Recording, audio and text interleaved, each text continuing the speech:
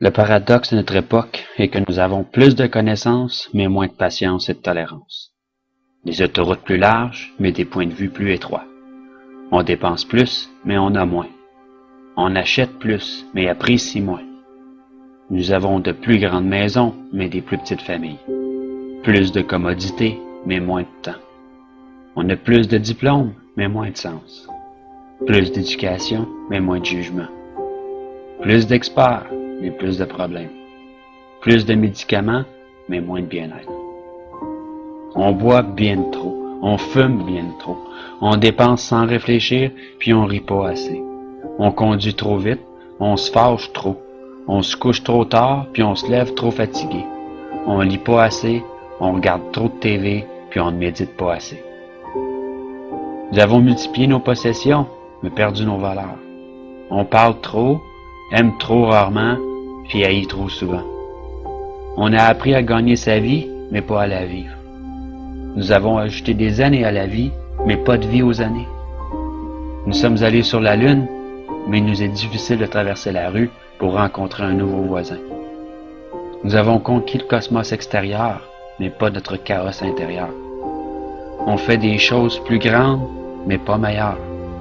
Nous avons plus d'hygiène, mais nous avons pollué même notre âme. Nous avons conquis l'atome, mais pas nos préjugés. On écrit plus, mais apprend moins. Nous planifions plus, mais accomplissons moins. On a appris à se stresser, mais pas à patienter. Nous construisons des ordinateurs pour retenir plus d'informations, produire plus de copies que jamais auparavant, mais nous communiquons de moins en moins. Nous sommes à l'ère de la restauration rapide, mais de la digestion lente. Des grands hommes, mais des petites personnalités. Des profits records, mais des relations superficielles. Nous sommes à l'ère de 2 revenus, mais avec plus de divorces. Des maisons plus fancy, mais avec des foyers brisés. Nous sommes à l'ère des courts voyages, des couches jetables, des basses mœurs, des nuits sans lendemain, de l'obésité et des pilules qui font n'importe quoi, de donner du pep à endormir, à tuer. Nous sommes à l'ère des showrooms bien remplis avec des entrepôts vides. Rappelez-vous de dire « je t'aime » à votre partenaire et à vos bien-aimés. Mais surtout, pensez-le. Une bise et une accolade soulageront un mal lorsque sincère. Souvenez-vous de vous tenir la main et de chérir ce moment présent, lorsqu'un jour cette personne nous quittera.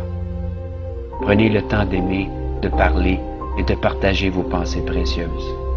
Et n'oubliez jamais que la vie ne se mesure pas au nombre de souffles que vous prenez, mais par les moments qui nous coupent le souffle.